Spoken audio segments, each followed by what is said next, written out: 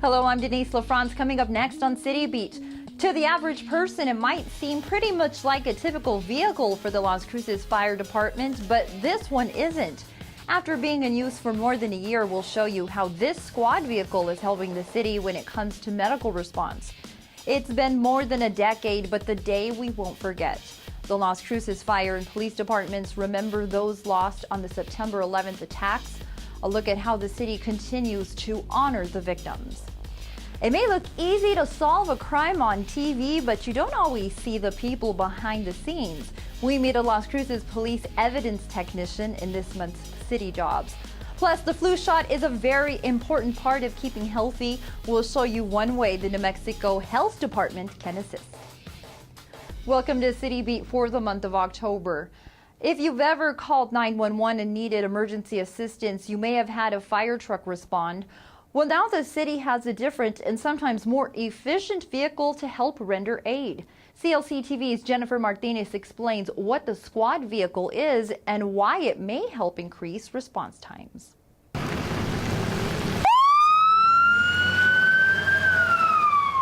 If you or a family member have ever been in an accident or needed an ambulance, you might not care whether a fire truck or an ambulance showed up. You know you need help and you need it now. To decrease the wait, the Las Cruces Fire Department and American Medical Response Ambulance Service, or AMR, have teamed up to provide the best care and transport to the hospital.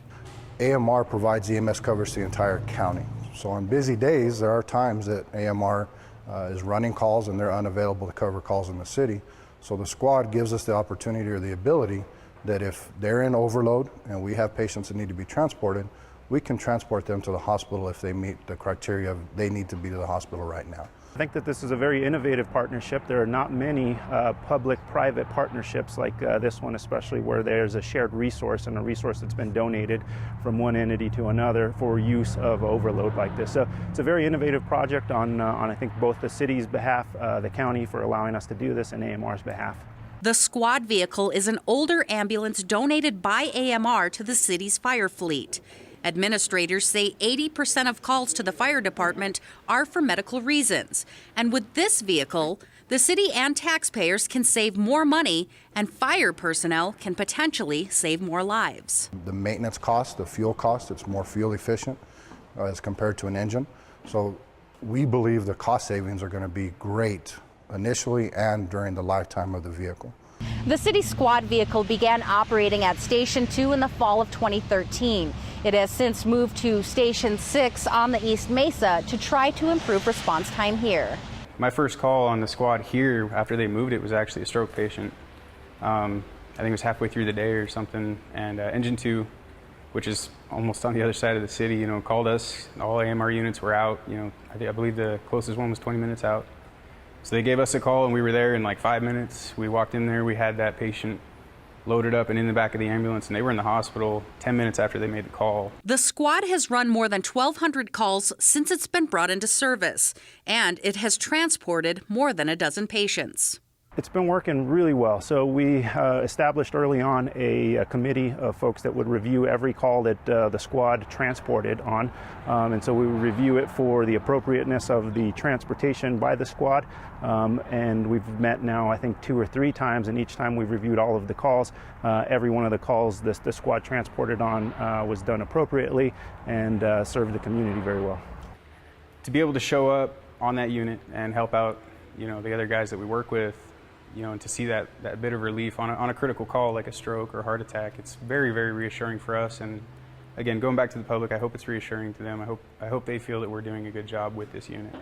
The goal is to have the squad staffed with a 2-person crew that is a paramedic or an advanced EMT. With its smaller frame, it's able to get into areas that a truck or engine may not be able to access, allowing better benefits to those who are in need. For City Beat, I'm Jennifer Martinez. Thanks, Jennifer. Both the city and American Medical Response say they do see a greater partnership in the future.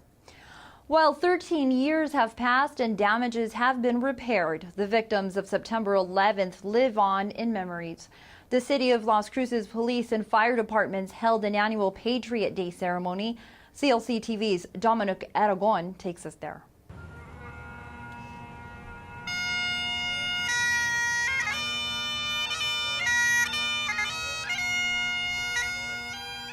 Thank you and good evening. It is my honor to participate in tonight's Patriot Day ceremony and a privilege to deliver this year's keynote speech. I am dedicating this speech to all of those who lost their lives and to one in particular, my friend, firefighter Sam Otis. On December 7, 1941, our country was attacked by the Japanese Empire when they bombed Pearl Harbor. This day was deemed by President Franklin Roosevelt a day that would live in infamy, and it began our participation in World War II. Almost exactly 60 years later, on September 11, 2001, our country was attacked again. This time, the terrorists struck our mainland, killing many and thrusting us into the war on terror, sending our men and women in the armed forces into harm's way, changing our lives forever. For the past 13 years, we have been paying tribute to and honoring those that have lost their lives on 9/11. I ask you, what is a patriot? It is a person who loves, supports, and defends his or her country and its interests with devotion. Therefore, it can be said that this day is for all of us. We're all patriots. This is our home. This is our country. Today is an emotional day for all, not only because of the horrific acts of terrorism, but because it was on this day 13 years ago that the world we all knew was no longer. The scene can only be described as surreal and overwhelming. Perhaps one could say it was similar to a European town bombarded in World War II, or a Hollywood set depicting some catastrophic damage. Hundreds of medical professionals from hospitals near and far quickly arrived. Anxiously awaiting injured, they set up triage and treatment areas. Surgeons, orthopedic specialists, ophthalmologists, and nurses of all specialties were poised to go into action and treat those who were rescued. Only to realize that their noble intentions were limited, for there were only a few survivors. Needing our eyes flushed from the dust and debris, many of us received medical care. I spoke with one of the nurses who was treating us. She traveled all the way from Albany, New York, approximately 140 miles north. She asked me very nervously if we had found any survivors. I responded, no. Nervous as well, I asked her if she had treated any survivors. She replied, no. Fearing the worst, silence took over. What we thought was going to be a rescue mission quickly and regrettably became a recovery effort. Although the attacks on the World Trade Center in New York City, commonly referred to as Ground Zero, is often in the forefront of the September 11 terrorist attacks, let us not forget those who tragically lost their lives in Washington, D.C., and in the skies over western Pennsylvania.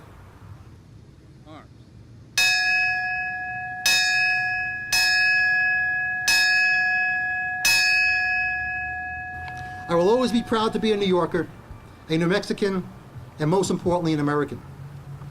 In these uncertain and challenging times, may we move forward with the same strength and courage and resolve of those we honor tonight.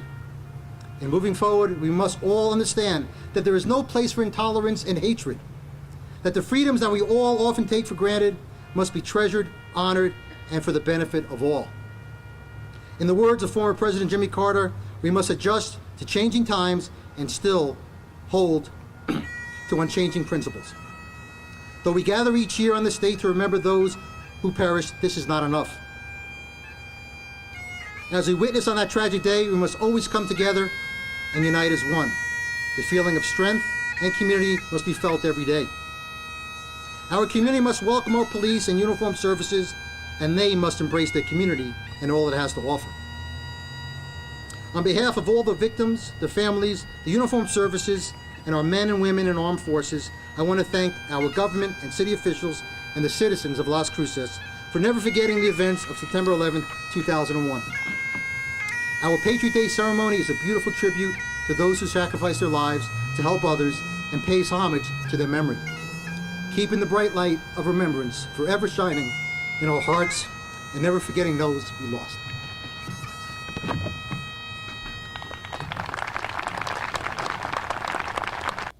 Thanks, Dominic. This year's guest speaker was David Levine, a retired New York City police officer who was part of the response to the World Trade Center. The Keep Las Cruces Beautiful, or KLCB program, is looking for help. They need volunteers for the city's annual fall cleanup. Toss No Mas is one of the city's biggest cleanup events. Last year, Toss No Mas volunteers helped to beautify the city by cleaning up trash, painting over graffiti, or planting trees and shrubs. This fall, the city holds its beautification and cleanup on October 25th from 8 a.m. to noon. You can get involved with family and friends by registering online through the city's website, los-cruces.org. Volunteers are invited to a lunch at Young Park from noon to 2. If you are unable to assist with Toss No Mas, the city and KLCB holds another big beautification event called the Great American Cleanup in spring. If you have questions, you can call program organizers at 528-4723. We're getting closer to election time. Good evening, everyone. Welcome to the League of Women Voters Candidates Forum for Attorney General. The League of Women Voters held a candidate forum in Las Cruces City Hall chambers on September 9th, introducing candidates for New Mexico Attorney General and Public Relations Commissioner for District 5. The League has 2 other forums taped live on October 7th and 14th from 6 to 8 p.m., also in council chambers. These forums introduce candidates for magistrate judge, county commission, sheriff, and state representatives. All forums will be available for viewing on clctv.com. The NAACP will also host its forum in council chambers on October 23rd. You can watch it live from 6 to 8 p.m. in chambers or view this event at clctv.com. Also, all forums will be rebroadcast on CLC-TV, Comcast Cable Channel 20 on Sunday, November 2nd, starting at 8 a.m. In this edition of City Jobs, we meet one of the Las Cruces Police Department's evidence technicians. It's their job to collect, document, and file evidence from any police situation you can imagine. Monday through Friday, I process evidence that the officers take in throughout the night that they recover on scenes. They place it into a secured locked evidence room in a locker, and I come in the following morning, pull all that evidence, and process it and find a home within our secured locked evidence room. This is going to be like a recovered stolen piece of property that we want to see if we can match up a suspect for. We want to make sure that for all the things that we're doing, we glove up. You never know the potential hazards that may or may not arise within each case. And it's to protect the integrity of our evidence. So we glove up, and each item will have its own individual evidence bag that needs to be filled out accordingly before it's ever entered into property. And so we're going to do a DNA swab. We're going to open up the box, and each swab will have its own labeling in addition to the labels that are on the bag. So we keep our Sharpie handy, and then we have cotton swabs. We use distilled water. I'm going to pull one out. And we simply just put a drop on the top, close it back up, and you can see pretty visibly that there's some fingerprints on here. So again, we can dust for fingerprints. It's going to be at the direction of the detective whether or not they want me to dust for fingerprints or just attempt to lift the DNA. In this instance, we're just going to try to lift for DNA. So we're going to swab a couple different areas. Like I said, I can see obvious fingerprints on here.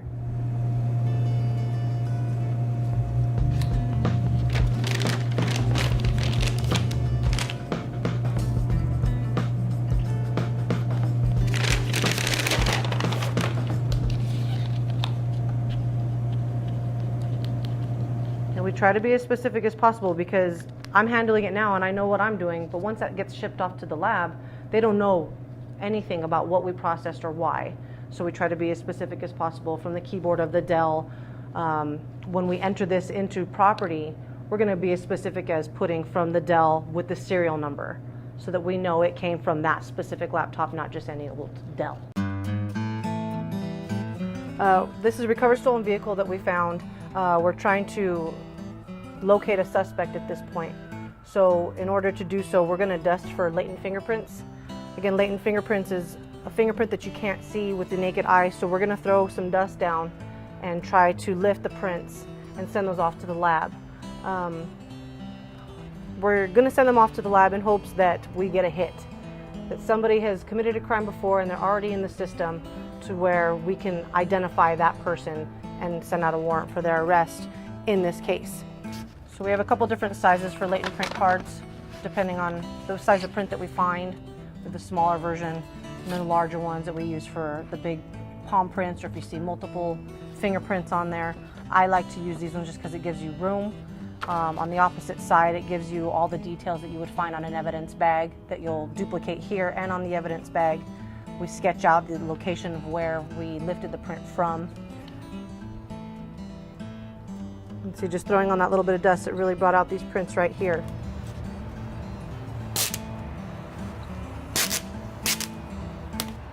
And you can see the prints, and you can see that there's some ridging.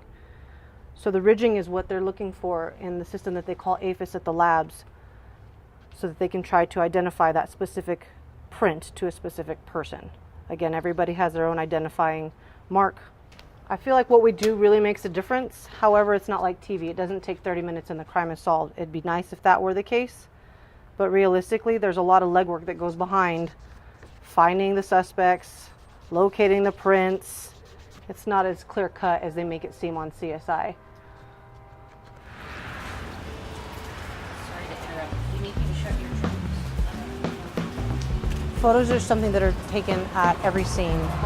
We photograph suspects, victims, injuries, the scenes. So before anything is collected on a scene, we're going to photograph the scene as is. That way, if it does go to court, we have our photographic proof to show that X was laying next to Z and Y was somewhere in between, and we'll use rulers and measurements to show exactly where they were in coordination with each other.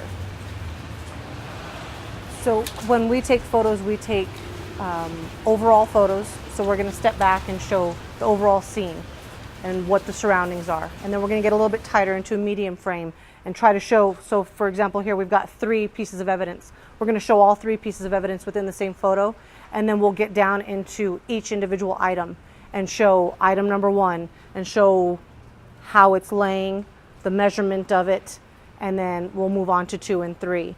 For big cases such as homicides, we will actually use a measuring tape and show, okay, item number 1 was 30 inches away from item number 2. And why is that important? It depends on where the gun was dropped, if that was the suspect's, or if they're saying that it's an alleged suicide, then we need to know, does that gun, where it's laying, does that make sense according to the story? So what I'm doing is helping the detectives, in essence. I need to take the photo so that when they come back to review the case at a later date, they can remember what they saw visually by my photographs. It's exhilarating because every day is different. You never know what you're going to encounter. You never know what kind of scene you're walking up to. Everything is brand new. Even if you've done it a million times, every scene is different. You need to treat it accordingly.